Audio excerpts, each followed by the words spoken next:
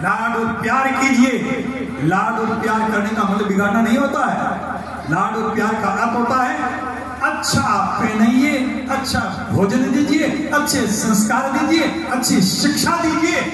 इसके बाद अगर लाड करना है तो एक बार जमा के इतना करना कि दोबारा आंख के इशारे के साथ आपके औलाद उठना बैठना शुरू कर दे।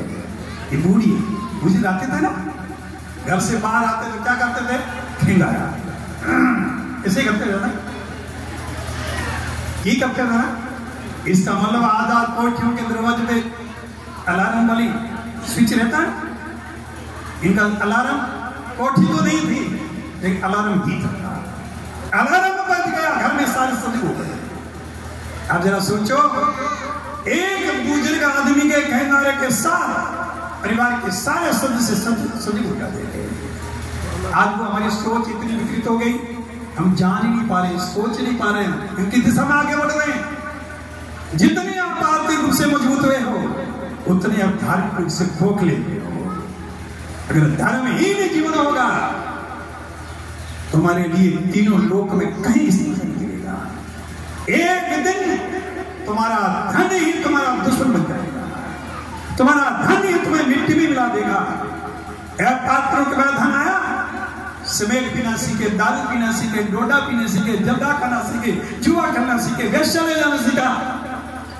जरा सोच विचार कीजिए, जिस व्यक्ति ने अपने तन के अंदर इतनी आग लगा चुका है, उसका जीवन सुरक्षित है किस तरह से बचेगा?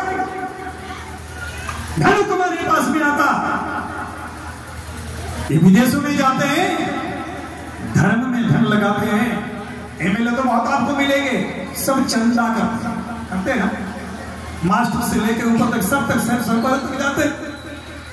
लेकिन भगवान की कृपा से जी पहला व्यक्ति जिन्होंने चुनाव के लिए कभी चंदा सुना लेके इसे जरूर गए होंगे, क्योंकि धर्म के मार्ग पे चले।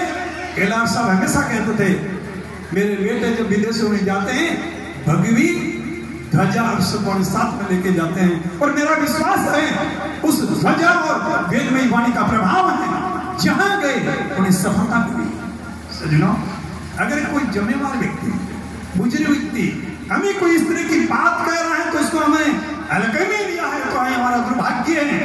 बुद्धिमान वो होता है, मेरी बुद्धि ठीक रहे, मेरी सोच पवित्र बनी रहे, मेरा आचरण पवित्र रहे, तो हमें उन लोगों के पक्षियों के ऊपर चलने का प्रयास करना चाहिए जो आदर्श के रूप में हमारे सामने।